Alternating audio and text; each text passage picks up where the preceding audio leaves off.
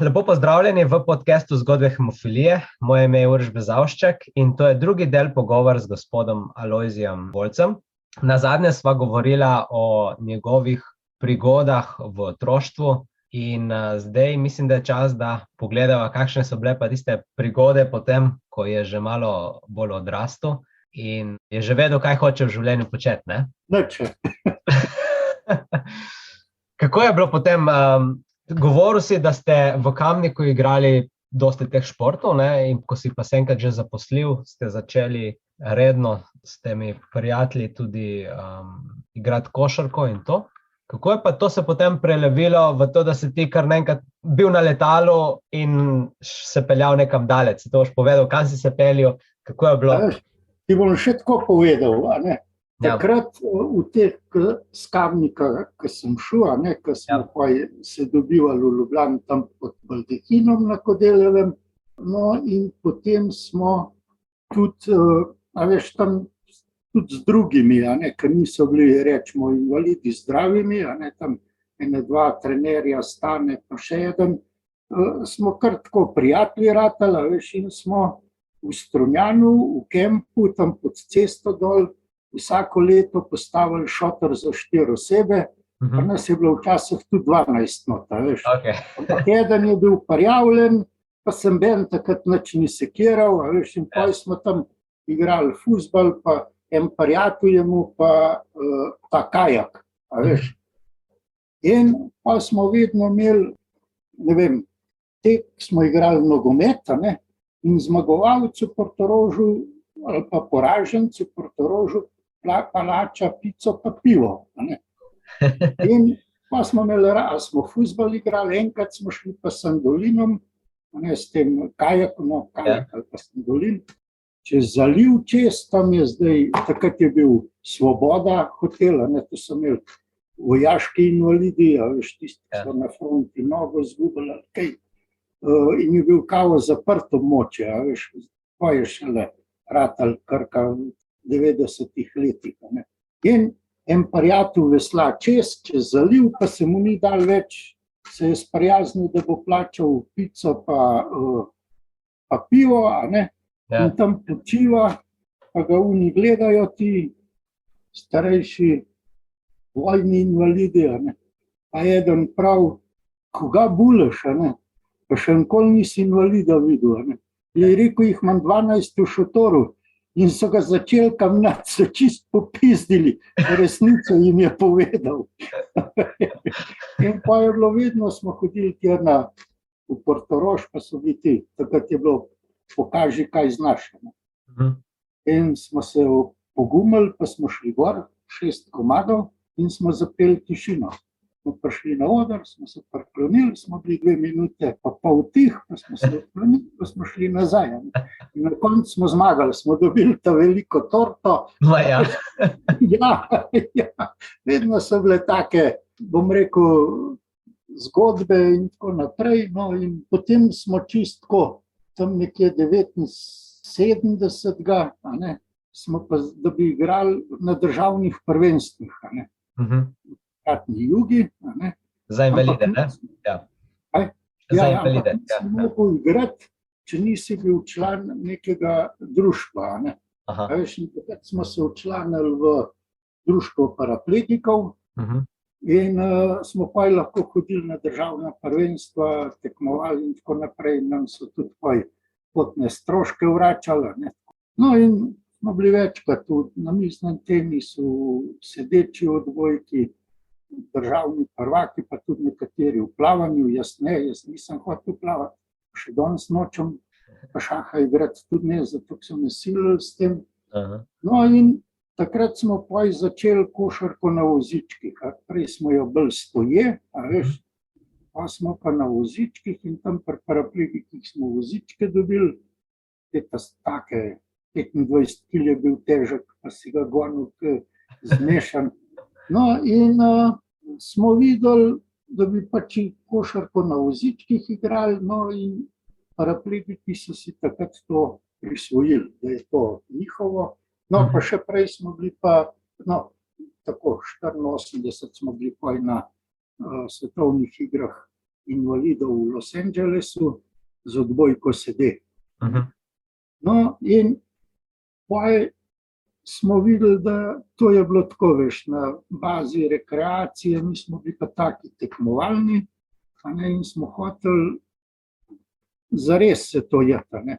In smo pa 82. leta ustanovili Invalidsko športno društvo Olimpija. Aha. To je bil pa edino, to je ta krovna organizacija, je bil ta Akademski športni društvo Olimpija, ki mu od košarke, nogometa, vsega druga, v svojih vrstah, pa je pa 82. smo se pa še mi registrirali, pa ustanovili, in je bil to edino športno društvo ali pa klub v takratni Evropi, ki ima v svojih vrstah šport invalidov. Aha, zanimivo. In smo igrali, pretežno smo igrali odbojko, sede, namizni tenis, predvsem pa košarka na vozičkih. In takrat smo tudi angažirali profesionalnega trenerja, Janez Vodičar je bil naš takrat prvi trener, in smo stvar zastavili resno. In smo potem začeli hoditi po mednarodnih turnirjih po Evropi. In jaz moram reči, nikdar in nikoli na turnirju, pa čeprav je bila kontakt igra, nisem fasal krvavitve. Zdaj ne vem, ali je bil adrenalin tisti, skratka ni bilo. Kakor sem rekel, torek, sreda, sem prišel domov, je pa zakrvavelo. No, in smo tudi dosegli, bom rekel, čistko v košarki na vozičkih, smo bili tretji v Evropi. Wow. Ja, pa poj kot reprezentanca, kot Olimpija, 86. leta, pa tudi 7. na svetu. Wow. 86. leta na teh svetovnih igrah invalidov, Ja. smo bili pa 4. v odbojki sede, tako da, če bi bili tretji, da bi danes jaz imel ta dodatek za, nosilce olimpijskih medalj ali pa svetovnih pa evropskih prvenstvih, ampak za malo je zmanjkalo, ampak v redu, nič hudega. Meni je bilo, no, in potem je prišel to leto 86, in 85. smo bili na Evropskem prvenstvu v Belgiji, in takratna Zveza za šport invalidov v Beogradu so nam rekli, če prva 3 mesta so peljala na svetovno prvenstvo. Mi smo bili tam kot v bistvu Olimpija, ampak zastopali Jugoslavijo kot državna reprezentanca. Ja. In ta Šobot, predsednik zveze, nam je dal potrdil, da če smo med prvimi 3, da gremo na svetovno prvenstvo v Avstralijo. To je bil to prvo svetovno prvenstvo. Aha. In seveda, 3. pridemo domov v Ljubljani Pizdarija, vsi na nas, da kako, sploh paraplegiki so si prisvajali, da je to njihov šport, da ne moramo biti kot Jugoslavija in tako naprej. No, ampak mi smo imeli potrdil, da je to ok, in marca 86 gremo mi za Melbourne. In pa smo pa iskali prevoz. Vse smo mogli sami rihtati. Nekaj denarja smo od Olimpije dobili, kot krovne organizacije, ampak je bilo premalo, ker so bili mednarodni turnirji, ni bilo prevozi, namestitev in tako naprej. To je bilo vedno 4-5 dni trajalo. Ja. No, in tako da takrat je bil Brest pokrovitelj košarkarskega kluba Olimpija. In ta Milena tajnica nam je zrihtala kontakt z direktorjem Bresta. Ja, je rekel, fantje, denarja vam ne moram dati, je rekel, lahko pa damo materijala. Med nami je bil en Lazo Ljubotina, ki je bil pa, bom rekel, pravi menadžer, da spodem dol z Črne gore, ampak len, mislim, ni bil len zadelati. Ja, je rekel, ni problema, ti daj. No, in on se usede za telefon, vpraša, kva bo dal, in je dal dnevne sobe, pa jedilne kote, skratka iz programa, iz njihovega programa spalnice. Marija. Takrat robe v Jugi ni bilo, a veš, Ja. smo mogli čakati, tudi če smo denar, si jo lahko vplačal, sam si čakal, a ne. Ja, ja. Ker delali so za izvoz, a ne, zato da so devize prihajale.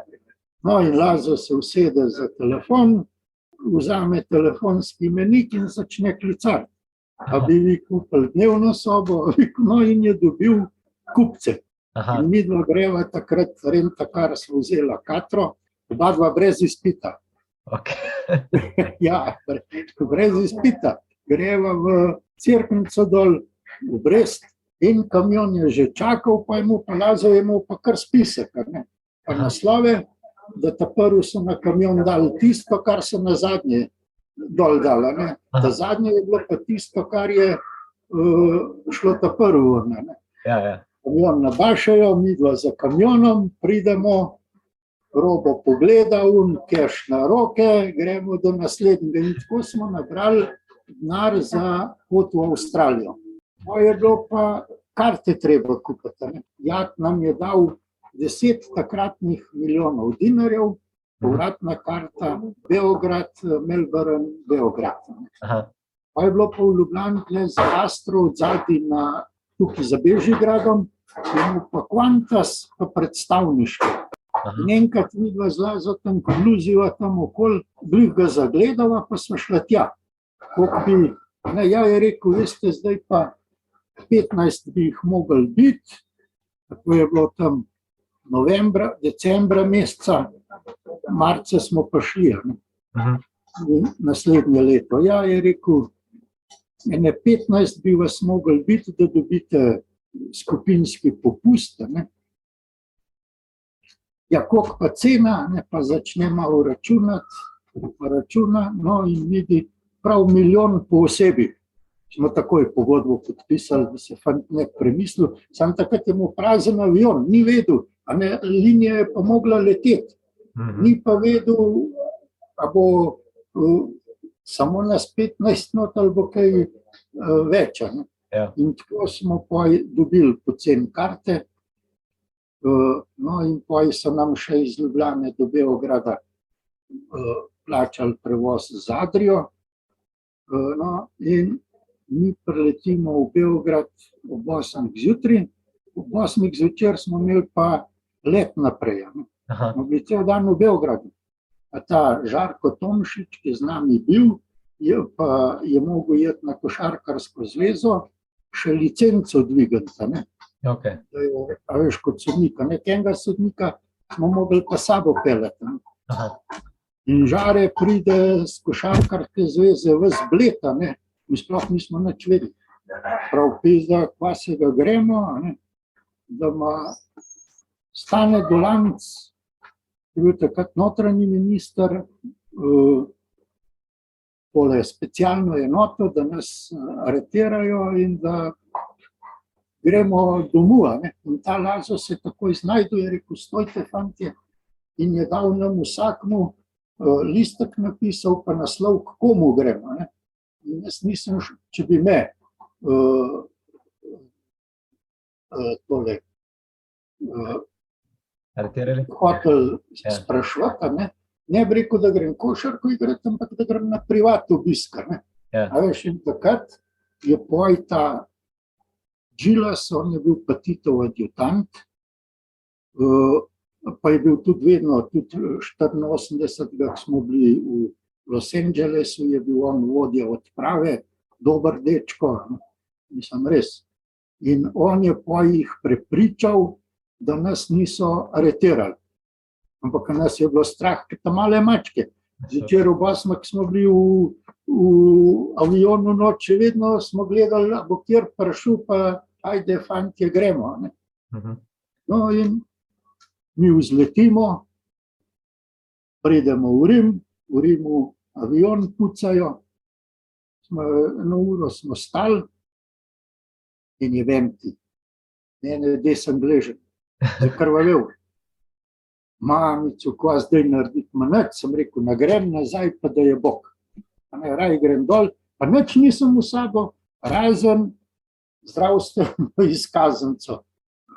Pa tole, kaj je, knjižico hemofilika, nič druga. Okay. Pa sem rekel, briga me, bom dol prišel, bom pa že poiskal vsej. En teden me bo bolel, pa bo pa dobro. Yeah. No, jaz se zulečem not nazaj v avion, letimo dol prek Bangkok, Singapur pa Melbourne, pridemo v Singapur, pa je bila, veš, malo se nam deko dal, leteli smo pa v business klasu. Ja, ok, super. Ja, nam je dal prvi smo bili, mi je dal business klas in smo dobili tudi take toaletne torbice, not je bilo vse, od zobne ščetke, kaladonka, tiste hočale za spata, veš, za čez oči, nogavice, ne vem, celega vraga je bilo not, deodorant, žajfa, ni da ni. No in jaz malo tam prinese una stevardesa deko, zid sem si dol dal, bolj na ležeče in evo tega. Bangkok pridemo, ali Singapur pridemo, nema krvavitve, gležen dober. Zanimivo. Hodim ko antilopa tam, gremo. No in takrat so pa letališče prenavljala, veš, in se nas z avtobusom pelali do te stavbe letališke, mi smo pa šli. Vročka 100 hudičev in ta Šafarič, ki je bil naš trener takrat, je pa v bundi bil. Vsi smo se preoblekali, ko smo vedeli, kam gremo. In pesma, pridemo z aviona ven, tisti tropski zrak zadihal, meni je prav zapekelno tu v nosu. On pa v bundi. Sem rekel, pa Šafarič, kaj je teb, daj bundo dol, je rekel, on je Prekmurec. Je rekel, veš, kaj ti povem.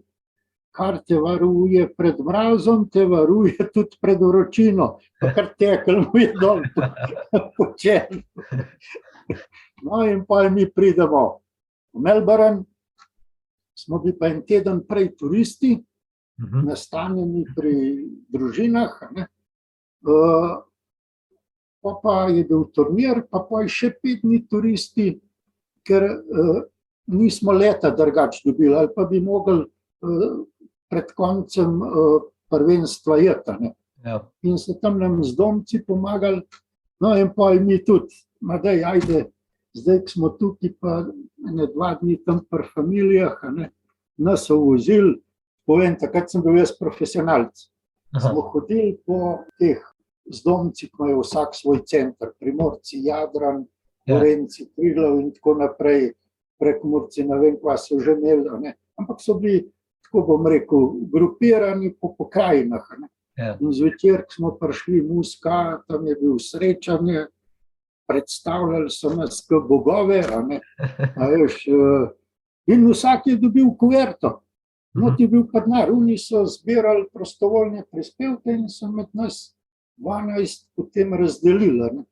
In jaz sem v takrat denarja, ko svoj denar tudi zapraviti nisem mogel, še te avstralske dolarje sem pa prinesel, sem dol garderobo nakupil, pa kufr, da sem sploh not lahko spravil, takrat nič niso vagali. A veš, koliko imaš lahko, kolikor si prinesel, so nabasali, pa smo šli. No in pa je bil pa otvoritev tega svetovnega prvenstva in mi smo imeli trenirke, in to je bilo tukaj v Albert Parku, ki je bilo pa, ne vem, je bilo 56, kdaj so bile pa olimpijske igre, in tako da je dvorana, štadion, vse je na, mi smo videli, je na konca, in tam so pa fuzbal igrali, to je bilo 15 metrov od dvorane, mi gremo k ograji, pa gledamo fuzbal, ki so pa videli napisano. In prišibajo dol, oni Hrvati fuknjeni, in so naredili, veš tako, tam malo otroci so krog naredili okrog nas, pa so pa ta starejši bili, in pa so naš, jeben ti mater komunističko, bolje, da si crko, nego da si ovakov, pa te je mulci mnogo brcnil, pa Veš, čakali so, da bo kdo udaril kjerga mulca, pa bi pa nas pojedel.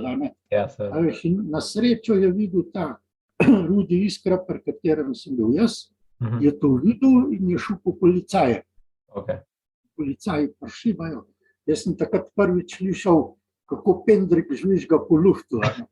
Sem naredil cak, koridor, smo bili takoj ločen, mularija je takoj preč poskakala, in pa so nas 2 dni spremljali policaji od hotela do dvorane, pa kadar smo šli ven, smo šli v civil, ne v trenerkah, da se ne bi izpostavljali. No in poj pa naslednji dan pa ta Rudi Iskra prinese Delo, Cajtang, ki pa je hodil z zamikom, so bili narekeni, to je šel avion in tako naprej. No in na športni strani je Henrik Ibelajs napisal, da tisti, ki zastopajo državne barve Jugoslavije in so člani športnega društva Olimpija, so nasprotniki in sovražniki socializma. Maja. Ja. In vsi so imeli sprejem na ambasadi, mi ga nismo imeli. Naš ambasador je mu prepoved, da nas sprejme. Vedno je bilo pa tako, da na ambasadi, ki je bil sprejem, so bile vabljene vse reprezentance udeleženke. Okay. Mi smo bili na vseh sprejemih, pa so pa nas čuden gledali, pizda Juga pa ni nič naredila. Ja. Ampak je mu prepoved, da bi naredil sprejem za to. Ampak okej, se nismo nič sekirali, mi odigramo to, pridemo nazaj, jaz tam nič nisem nobene krvavitve, nič, bil sem ko antilopa. Pridem nazaj, naslednji dan, 9. zjutraj smo na Brniku pristali, naslednji dan na 2 koncih me zakrvavili, komolc pa kolen, ampak diagonala. Tako da sem komi hodil, veš, v eni roki bergla, gremo direkt na hematologijo. Jaz sem rekel, ne vem, spontano, jaz sem vedno rekel spontano, kaj bom razlagal. Veš, pa se takoj. No in tisti jaz tam se pozdravim, hočem je domov, pizda me pa že na oddelku goren civilist pride, prav, ne vem, zgleda, da je bil udbovc, karkoli, ne vem, je rekel, morate z mano jeti. No, sem rekel, v redu, gremo. In smo takrat so nas istočasno vseh 12 pohopsali in so nas peljali v Plavo laguno na zaslišanje na takratno SZDL. Slovenska zveza delovnega ljudstva je bilo. V Plavi laguni so imeli prostore in pridemo tja, s pojma nisem vzakon, ampak sem rekel, kaj se bom upiral. Gremo. S tisto zastavo stojena me pelje tja, pridemo, 12 stolov prštimanih, se posedemo, ali Božiček, pa je bil, sem upravil. Jože Smole, je bil predsednik takratne SZDL, pa ne vem, Žakelj Žirov, pa naša, pa je že bila,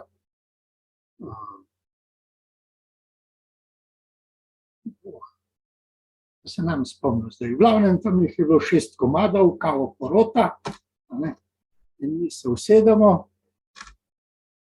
nam prebere obtožnico, da smo pač ilegalno zastopali državno reprezentanco Jugoslavije, da nismo imeli od centralnega komiteja Zveze komunistov dovoljenje in da je to hujša kršitev in da smo suspendirani za 2 leti. Smo hoteli kaj povedati, prav ne, nimate zagovora, fertik, končano.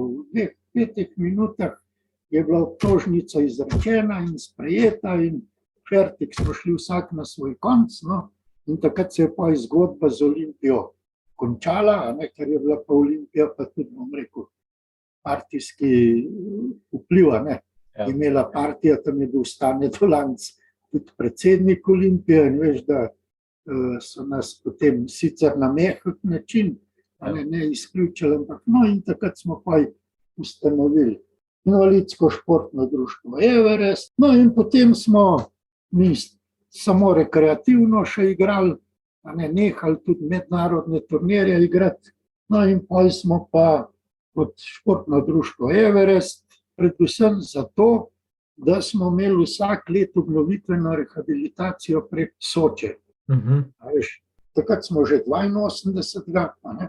Je to tako potekalo, da si šel ti k svojemu zdravniku, je dal napotnico za Sočo in nas so potem v petek smo šli na pregled na Sočo, tam nas je fiziater pogledal in smo bili čez vikend dobu poslani, v ponedeljek smo bili pa premeščeni, ampak smo že v ponedeljek šli v zdravilišče, smo šli v Čatež, smo šli v Strunjan, ta prvi smo šli v Delfina, v Portorož, veš, nas je dal Soča fizioterapevtko s sabo z nami, tako da 3 tedne smo bili turisti in Soča je pa potem zaračunala, da smo bili na Soči in plačala, bom rekel, hotelu, nastanitev pa vse, razlika je pa njej ostala.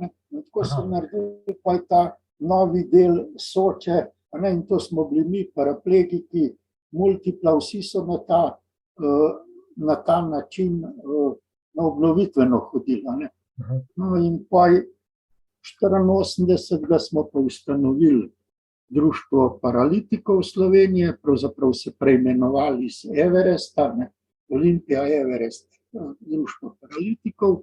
No, takrat sem pa začel bom rekel tako, na invalidski sferi tudi delovati. In sem bil od 2001 do 2009 sem bil član upravnega odbora Zveze za šport invalidov Slovenije, Paraolimpijski komite, pa v tem mandatu pa od 2005 do 2009 član komisije za tekmovalni šport, kjer smo pravila sprejemali, potrjevali, pa sprejemali udeležence paraolimpijad, pa svetovnih prvenstev, pa tako naprej. Pa sem bil pa od 2006 do 2010 sem bil pa, takrat je bil prvič ustanovljen pri programskem svetu RTV Slovenija pododbor za invalidske vsebine. Veš, tam, da smo sprejeli, da za gluhoneme, da je ta znakovna zanka, ki gleda televizijo, da ima v spodnjem kotu tega v njihovem znakovnem jeziku govori, za te slepe, da je bila ta zvočna zanka, da mu je opisoval, kaj se dogaja na televizorju.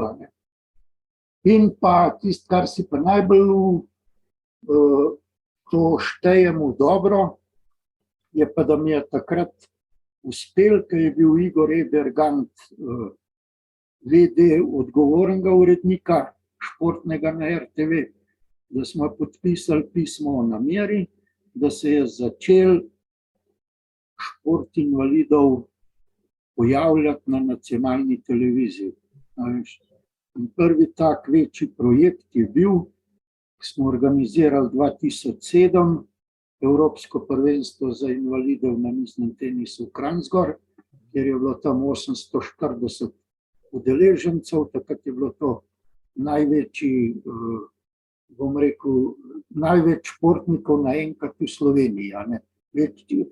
Prireditve za več udeleženci takrat ni bilo. No in Igor Ebergant je takrat v nedeljskem popoldnevu direkten prenos bil finalnih tekem iz Kranjske Gore. In on je komentiral in takrat so tudi potem njega je zanimalo, kakšen bo odziv gledalcev, a bojo gledali ali bojo drugam preklopili. In je bil neverjetno nad pričakovanji velik obisk, gledanost. No, in takrat smo se pa začeli tudi pogovarjati za paraolimpijado Pekinga, ne, da bi bile reportaže, da je šla 4-članska ekipa dol, da je snemala materiale, pošiljala, no in tako se je začel, zato je danes pa, bom rekel, ta šport invalidov od miga iz nami, pa tudi direktni prenosi ali pa sej reportaže, da so, a ne. No in to si jaz, takrat sem bil pobudnik tega in smo to tudi lepo speljali. Pa sem bil pa tudi od 2008 do 2012 sem bil pa član sveta FIHO. To je bil 3. mandat FIHA. Tako da si bil aktiven, ne? Vmes sem bil pa skozi na faktorju 8, tako ali pa drugače. Bova zaključila ta del in bova potem v naslednjem delu povedala še malo več o zdravljenju, kako si doživljal zdravljenje, bom rekel, evolucijo celega zdravljenja do danes in tudi o tem, kako je bilo v bistvu tvoje življenje dejansko, ne, zaradi hemofilije. Tako da se vidimo v naslednjem delu.